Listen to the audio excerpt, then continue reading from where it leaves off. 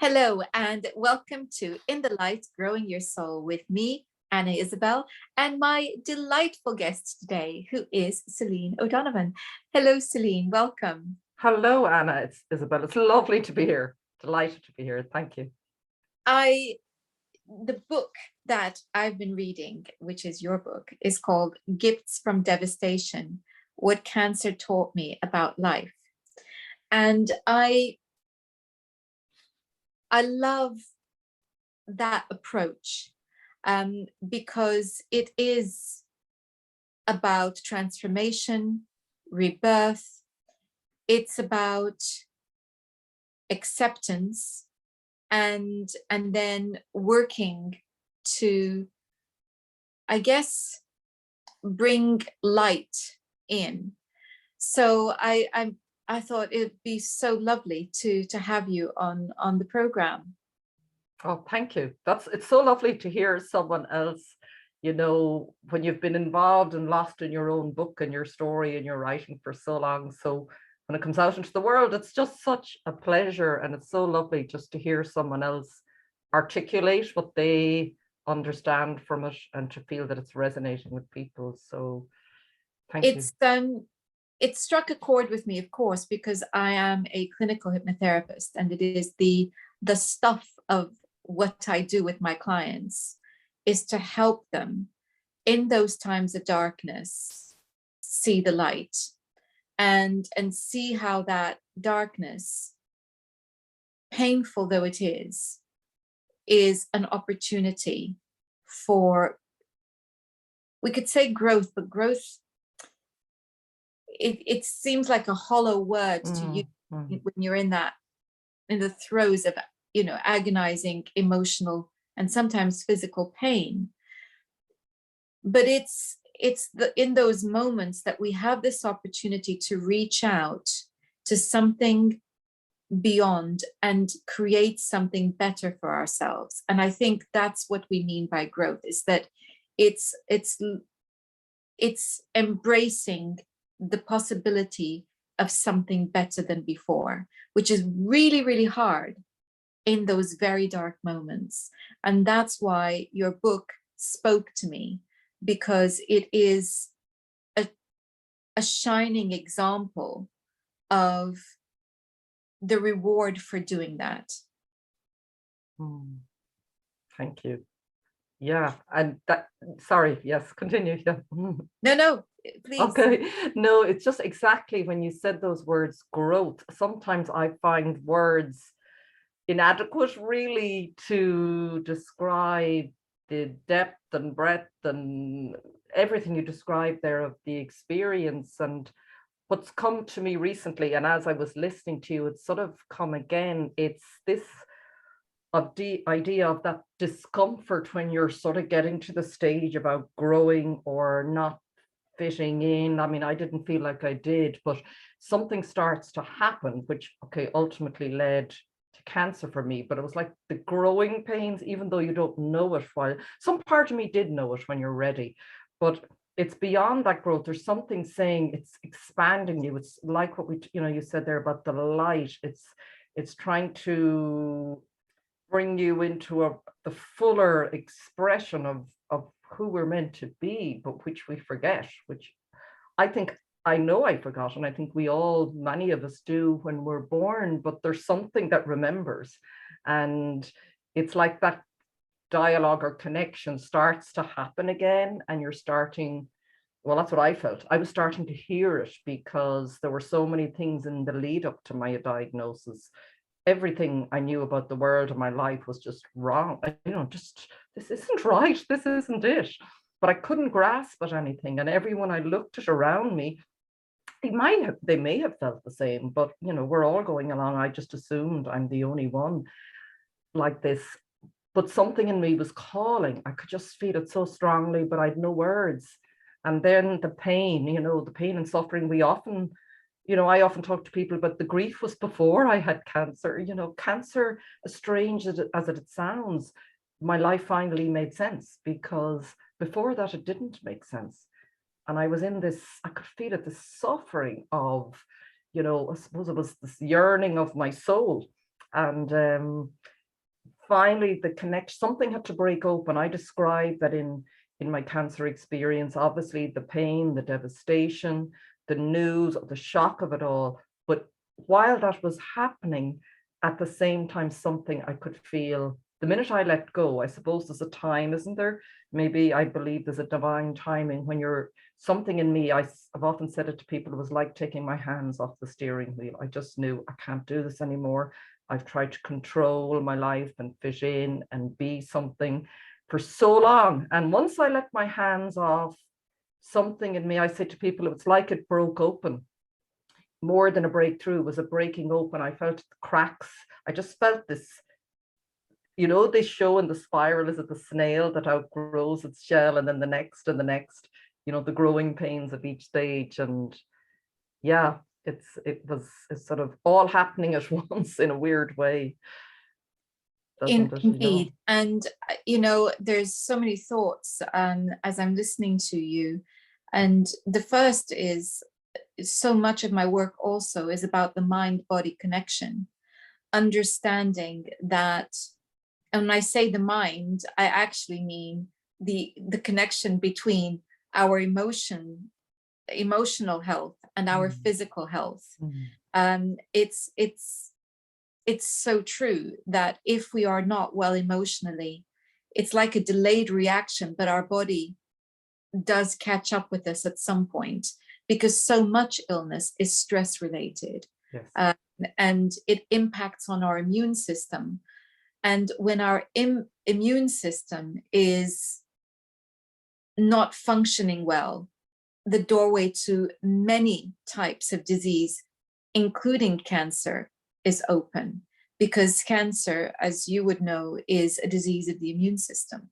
So there is so much here that we need to understand, and we need to embrace in a more holistic way the connection between the mind and body. And it brings to mind the book. The first time that I ever encountered this concept was Louise Hay's book, I read it, yeah. Life, and so many of us have read that book. And then, you know, of course, my work encompasses that, both as an astrologer and as a clinical hypnotherapist. So it very much resonated with me. And I asked you whether you would be okay with me having a look at your chart, because I wanted to see, you know, where this is coming. And in fact, you are a Pisces, and Pisces with Pisces ascendant. So this is a sign that is, well, let's put it this way.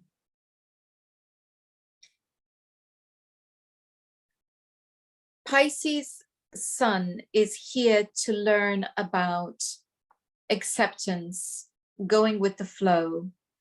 It's about forgiveness and empathy. And I think that perhaps in your early childhood, that was,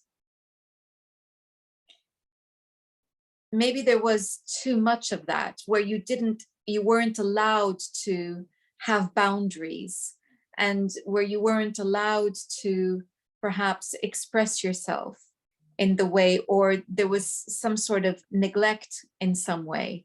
Does that make sense to you? Yes, totally. Because and the reason that happened is because you had to learn how to be in that way. But of course, as a child, when you're denied that sense of boundaries, it means that your physical integrity doesn't develop properly, because you have no sense of self. And in order to be able to give of yourself and to release yourself, you first have to have a self to give. Yes.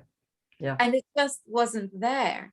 And then on top of that, which is a completely different thing, you have lots of Aries. Yes. Yeah. You've got the moon in Aries, Mars in Aries, Saturn in Aries, and your North Node in Aries. So the two signs I would say that you most have to work with are Pisces and Aries. One, Aries represents the beginning of the zodiac cycle, the circle, and it ends with Pisces. So it's almost like your alpha and omega. You have that beginning and end, and it's so difficult because you have to kind of jump from one right to the other. And if you think of the circle of the zodiac as being a process of the evolution of the soul, so that you begin with a real sense of me, me, and you progress to we and us, and you progress to oneness, which is Pisces. You've gone from me to oneness, and that's a really tough bridge to gap, actually. So how I would bridge that paradox would be to say that in order to achieve that boundlessness of Pisces, you first have to know who you are. If you try to do it the other way around, then all you have is a sense of subjugation and loss. So is that making sense to you? Totally. I mean, I feel I've made some progress on that journey, but absolutely, yeah, every word. I mean, boundaries has just been huge throughout my life. I didn't know anything about boundaries until I got cancer. And I've been on that journey of learning about it. And it's quite interesting, as you say, because I often associate, when I was back as a child, I was very chatty. Everything was, I was sent to elocution to sort of, I suppose, not control, my parents did their best, but to sort of, I suppose, it was just, I used to feel it was like overflowing. I couldn't regulate.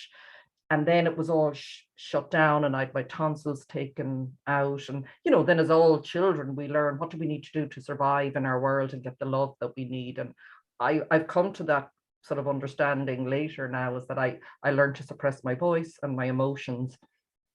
And then, that process continued, ultimately manifested in cancer. And that has been a journey of coming to know myself, coming back into, because I think that's a lot of what the book is about. And I'm sort of still in that, but I'm feeling that the whole thing of the boundlessness of Pisces, I'm beginning to experience nearly the joy of that. Like when I go into creativity and into my soul and into my spirit, and that aspect, which is really important in my life, it now feels safer because I've been doing a lot of work around boundaries. And it's interesting that you say that you need to have a sense of self, before, and I didn't have that. So I was just there with no boundaries. And ultimately, I know that sort of was it was all emotional for me, the lead up to what the source of, as you said, the mind, body, the emotional mind, because I literally felt, but I didn't know what to do about it. I felt like I just had a drain coming out towards the end, coming out of me.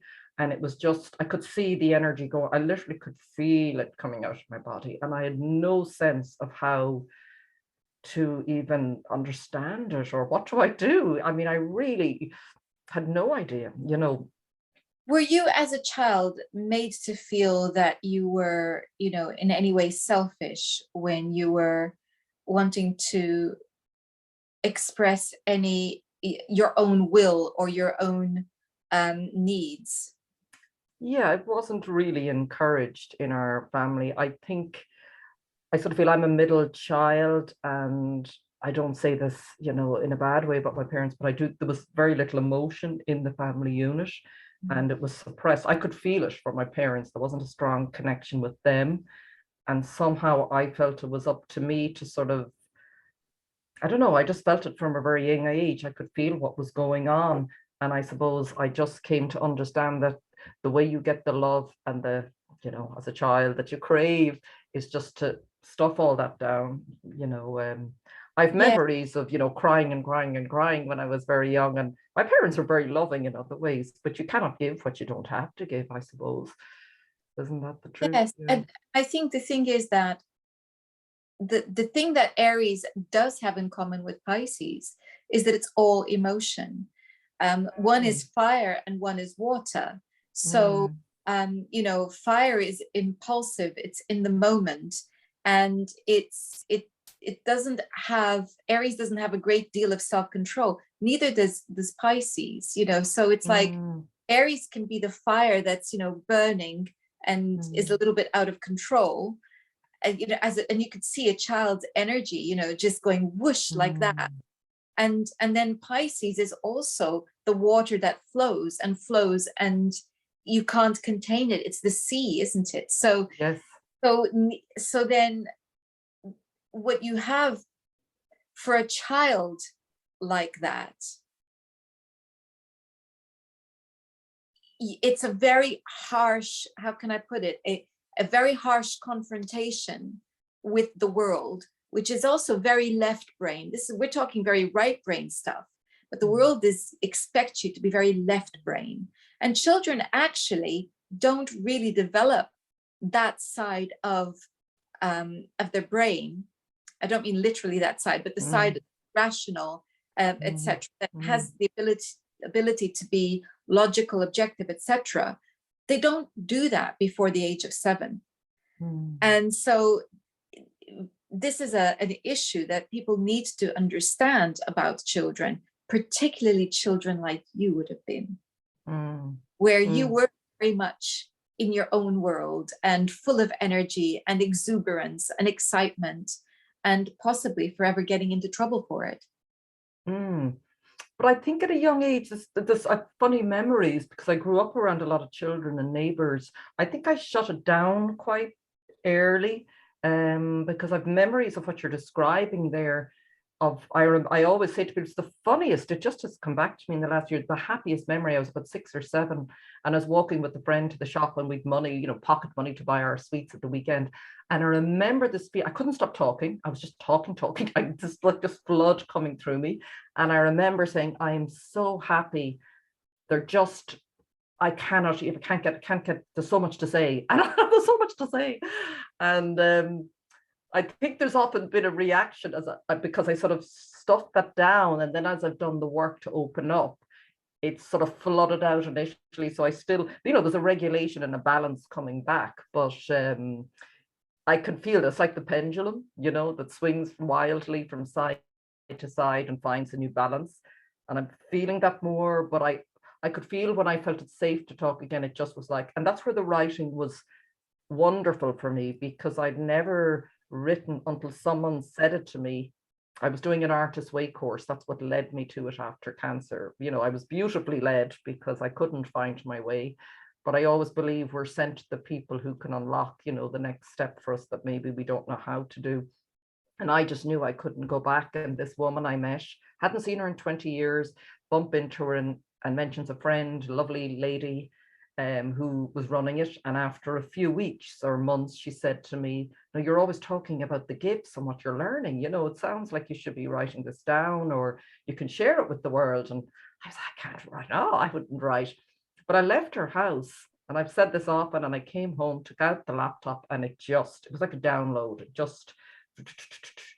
But it was a beautiful way to channel this voice that I yet couldn't articulate in words. But when I went into this creative mode that was safe on my own, it just flowed, and I didn't have to, think about, is it okay to say that? It was a safe space until, and it's funny because I wrote it in 2017 and I thought I would publish it then, but I didn't. I was advised to go and write fiction, which felt awfully strange. But there was a whole method in that, because I needed to find the words and the language and to become and process everything, so that I know now was the right time. It wouldn't have been the right time in 2017. I'm still learning and growing, as we always are, but I definitely wasn't ready. And I understand that there's a divine timing to everything, isn't there? There is indeed. And I was just thinking, because I wrote down a think 3 quotes just from your preface, which I thought were very telling. And the first one is, breast cancer was the ultimate manifestation of the many times I had disowned and dishonored myself and kept myself small in the world. And I I nearly think feel like crying when you say that, because that yeah. says it all. It's exactly what we're talking about, isn't it? Yeah, yeah, absolutely. Yeah. That's been the biggest shift. I'd no idea that was, well, maybe I did, but that's why I have such a passion now for, and you mentioned young people. I ended up working with teenagers in a university before I got sick for about 10 years, going out to schools.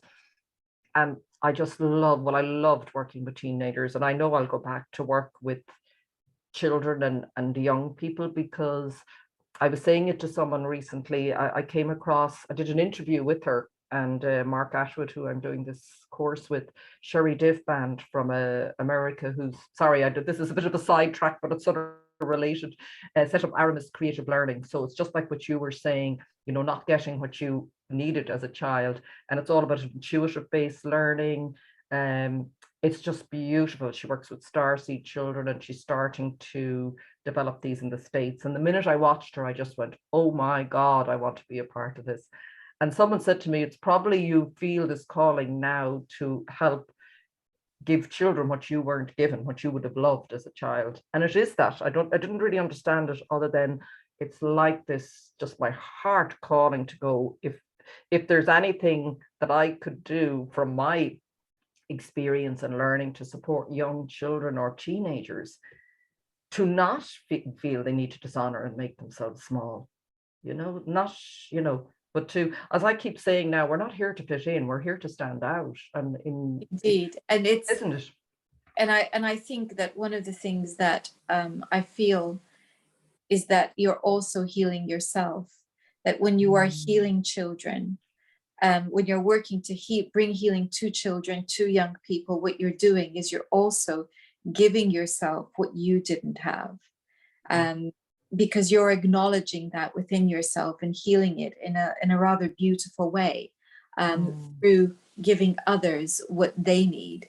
So that's very beautiful. You know what, you were talking about becoming very emotional when you heard that quote, and it made me feel that actually what that cancer was a deep cry of visceral pain. Yeah, very much so. Yeah.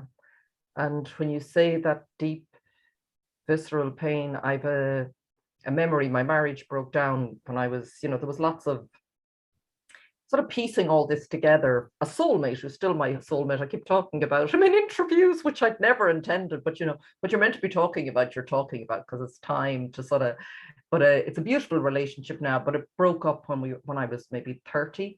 But we were so, like, it was like, we both say we saw the light when we saw each other. So I feel I was given that. We say that to him. We were given that because we had a lot of pain when we were younger from not being fully able to inhabit and we both recognized it in each other. So it was like a lifeline, and we saw the light, and we had it for a number of years, and then it was wrenched from us. But once you've known it, there's something in you that goes, I remember this. And it was like a lifeline to say, okay, it's going to be difficult for a while, but you've got this memory. And sorry, now I've gone off. Where was I going with what you said to me there? Sorry, there was a purpose. Oh yeah, the visceral cry, sorry, for help. When we broke up, I remember that I say that to someone. I remember one day lying on the ground in a ball, just howling, like there was this, and it was probably everything, it wasn't just that. And then I clamped it down and continued, I suppose, on with my life. But there were many moments, there were many mini breakdowns, and then cancer was that complete breakdown of that. But it was only the beginning. It still is. It's funny. It's the beginning of the end, and it's the beginning, and it's a rebirth, like you said. But talk us through what life was like before you were diagnosed. what it was like when you were diagnosed and going through the process of healing the cancer, and what it's like now. Okay, well, before I was diagnosed, it was very stressful, very painful, feeling like I was on fumes. Running on fumes is the only way. As I said, I had a car accident just a year before, and I literally hit a wall, hit a wall. And even before I knew that, I knew something was coming. It was just unbearable. I'd gone into a very unhealthy relationship, very sort of narcissistic. So it was more energy, just draining. I could just feel it. There was no meaning to it. There was no joy. I'd loved working with teenagers. So it was just, many people I'm sure listening can relate to this. I just didn't make sense. I remember driving to work one day going, this can't be it. This just can't be it. So there was that feeling of I can't keep going. I'd relationships, there was very little, maybe I wasn't able to receive, but there was a total imbalance in giving and receiving in my life. I didn't know how to probably accept support. So there was wasn't a very good place to be before. Cancer, when I got the news, I might have said that there, once I got over the shock, straight away my feeling was relief. And I know some people might find that strange. All I could think was, I can stop. And I stopped. I was in my house on my own. I moved back there, and that was the most amazing. It became the most beautiful place to be. I'd never liked it, but because I could just let go and stop. Nobody wanted anything from me. And it was in that space that I started to, as I say, the breaking open. I can only really understand it now. I started to feel I can breathe. It's safe to just stop and not do anything. I feel safe. I started to feel a sense of peace come over me. It was still very early, and I described, like, cancer was what I needed. It'll be different for someone else, and I'm not saying, and I wouldn't wish it on anyone. And I didn't really want to go through treatment. I had looked at lots of holistic ways, but I know it was the right move. It was the right decision for me, because I needed to be stopped. When you talked about the body mind, my body needed to be brought to a standstill. My mind needed to be switched off. It took months.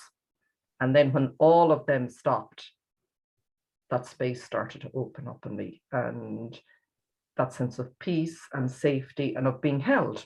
When you let go, I say that to anyone, it's the hardest thing sometimes to do, because it's taken me years. But the minute I let go, I was held.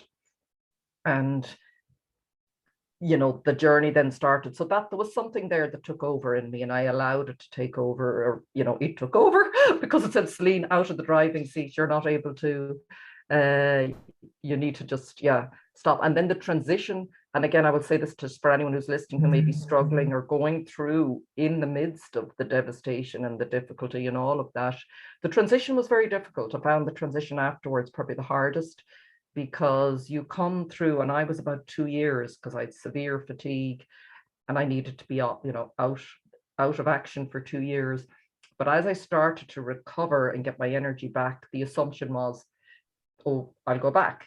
Most people assume Celine will go back to her job, and not that, that was my choice, but I found that difficult, because I wasn't used to going, no, I'm going to do things my way. But something in me knew there is no going back. That's over. That's done. And I did work with an astrologer at the time, and I worked with therapists. I worked with everyone, spiritual healers, everyone, because that's what I needed. And something in me just said, no, we're not going back. But I had no idea what lay ahead.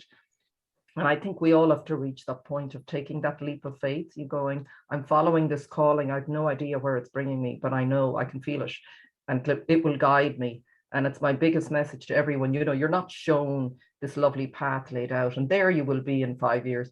You're shown the next steps. You're shown what you need to know now in the moment. And that was a big lesson for me, to come back into the present moment. I still have to work on that a lot, staying present.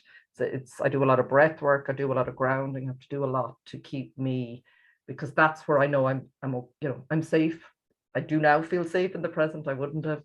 And as I've followed that calling and that guidance and that, the spirit that I've connected with, it's just been unfolding in such a joyful, beautiful, magical way. Like it's so, it doesn't mean, and I said to anyone, it doesn't mean we're all going to have ups and downs in our lives, but it's, you know, I just, that I know how to, I have the wherewithal, the joy and the magic, and it's just so, when you're living from your truth and your heart, and you're shining your light, which is, and clearing your trauma. That's another thing. I have to do a lot of work, and we all have to clear that energy out of our bodies. What replaces it is just beyond description. It's yeah. So it's joy and peace mostly. It's so wonderful. I was just thinking about that life that you had before you had cancer.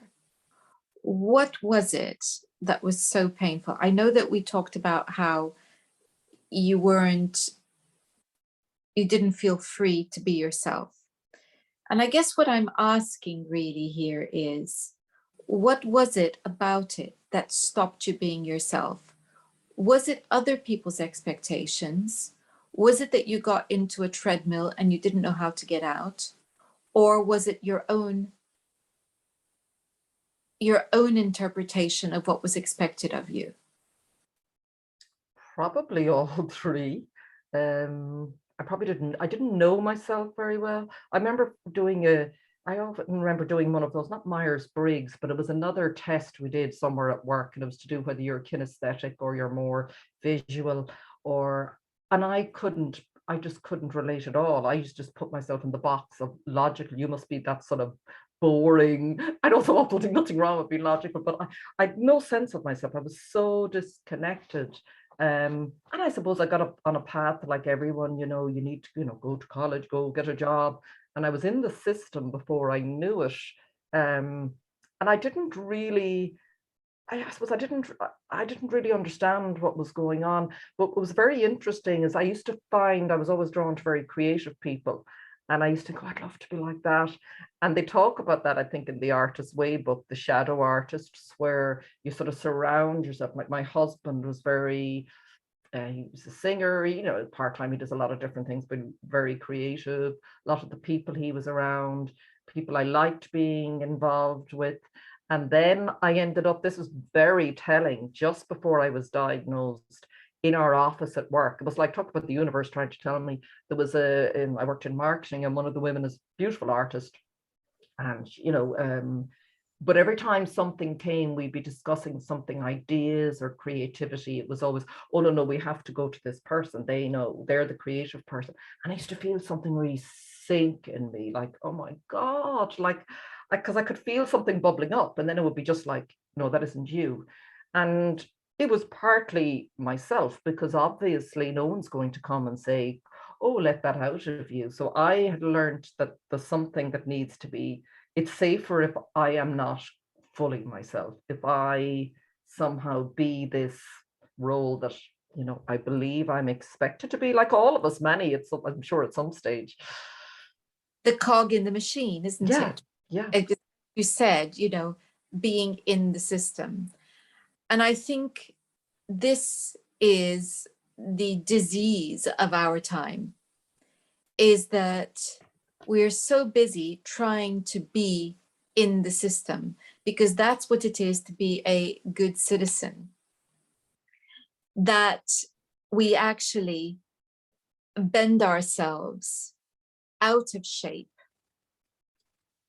And this is the cause of unhappiness, a sense of despair, depression, because there's no meaning to it, because we did not choose to be there consciously.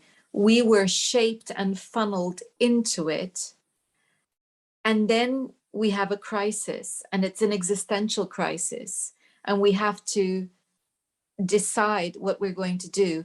And if that's not conscious, it's very often a moment of illness, at which point we have a choice. We don't always know we have a choice, but we do have a choice. And the choice is this: carry on in the system, which is the very thing that you don't realize is making you ill, or become conscious and choose something else. And that's really a very, very hard thing to do, because there's so much fear around leaving that secure system. But you decided that that was tantamount to death, and you wanted to live.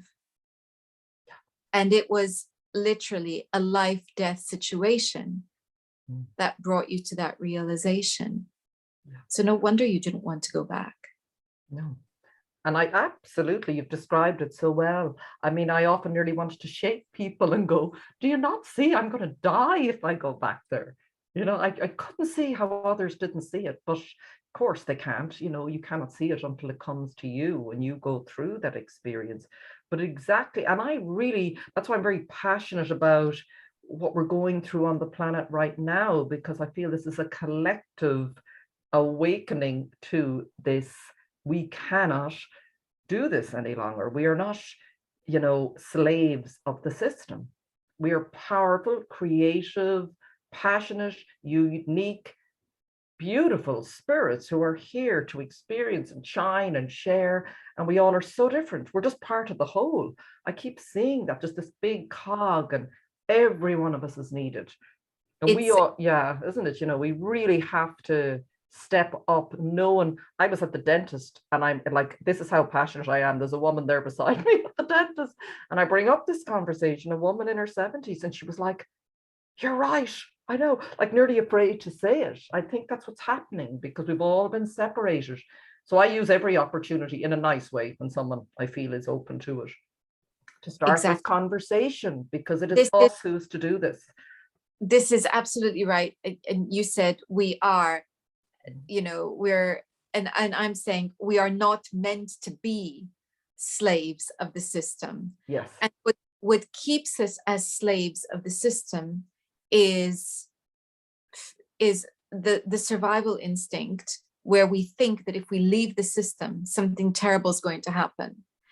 And that if we, or that we are going to be lonely and alone, and not realizing that actually the system is a system that's designed to alienate us from ourselves, from each other. It interferes with our ability to have families, because all we're doing is we are in it because we think that it's the only way to earn a living. And you know that expression, to earn a living. I know, exactly. The implication being that you earn your right to be alive. Yeah, absolutely. And there's no accident. I don't believe in that language. It's quite telling, isn't it? Yeah. And you, when you faced your mortality, said, you know what? That's what's made me sick. And I'm going to be free. And so there's something that, another quote here, and it echoes exactly what you've been saying, but I thought it was just beautiful because it was so perfect in its expression. We are unique in what we came here to express, and we should never dim that light just to fit in. Being a part of the system has a high price. It sure does. It sure does. Yeah. Yeah. And isn't it interesting how, like you said there, people believe, and to this day, because we've been programmed for so long, and I'm now 54, so I know the programming is, as much as I'm pulling myself up out of it, I still can go back, and all of that fear, you know, I don't, to be honest, having faced the possibility of death, I genuinely really don't fear anything. I really don't. If I die tomorrow, that's okay. I've done what I came here to do. So it's very freeing to not have that fear. But when you don't, you cannot be controlled. And that's like what you described, the freedom, you know, and that's why I'm on a mission to help as many people free themselves, because once we do that, you know, life will be beautiful. But that, I think, is what the Great Awakening is. We have to help each other find that, because, you know, there's many more of us than there is of those who would prefer to see us in the system. And by, I suppose, doing it, because the old fears sometimes can come up, because people will say it to me, oh my God, making a living. And it's been very different, but I wouldn't change it for a moment. I wouldn't change it for nothing. Nothing can buy the experience of being out in nature in the morning, listening to the birds sing, you know, rather than sitting in an office with fluorescent lights all day. You know, and there's nothing wrong with being in an office, but you know, it's at the end of the day, each of us, as you said, have to, you know, that connection with ourselves. Once we find that, it's finding the way back to ourselves. And when we find back to ourselves, we are much better able to connect with others. And then there is no alienation, there is no being alone. And that is the beauty. And so I am delighted to have the privilege of reading your book, Gifts from the Devastation, What Cancer Taught Me About Life. And I want to say thank you so much for sharing that experience with us. Oh, thank you, Anna. I'm just so delighted, and I really do wish for anyone who may choose to buy. I just wanted to say it's not a big sales thing at all, but just I did record an audiobook as well, and you know what's so interesting about that? I hadn't intended it. It was because all about the voice, you know. I had my voice flowing through, and then I felt it was sort of strangled.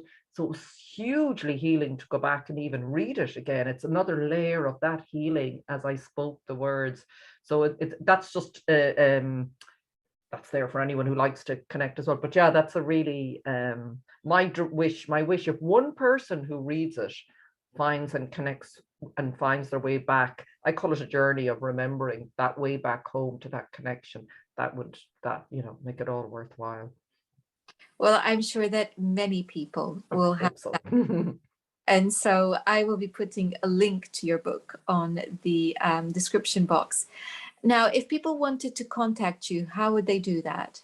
Well, I have a website, CelineO'Donovan.com. I don't know if you have my Linktree address, but I can send it to you if not, because the Linktree is good because it has my website. I have a mailing list. It's got the links to the audiobook, the print book. So people will then find, even if they want to contact me directly, if anyone is going through a difficult. I also trained as a life coach. I don't really see myself in the coaching, but I would like, you know, I want to work. I've had a few people approach me just to share and support people. As you talked about, they're finding their way back to that connection, because I do, in the third part of the book, I developed a tool from the coaching. It just helped me. I call it inside out living. So it's really about, once you make that connection back with yourself, how then, because there's a lot of reprogramming and things. So what do you need to do to support yourself in this new journey? Because it's a rebirth. So it's a new, to me, it was like being very new in the world, and you need all the tools that you can. So yeah, so if anyone is struggling as well, they can reach out through any of those links to me. Fantastic. I will have a link to your website as well on the description box. Celine, thank you so much for your time today. Thank you, Anna. I really enjoyed it. Thank you very much. And for your wise insights that I'm very grateful for.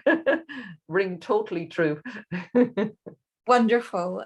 And thank you all for watching. If you're interested, you can check out my website. I am doing monthly new moon meditations, and I am planning on lots of exciting astrology stuff and non-astrology stuff too. So keep an eye on the website. Have a fantastic week. Next time, we're going to be speaking to a wonderful yoga teacher about how yoga can help you sort out back pain. Until then, goodbye.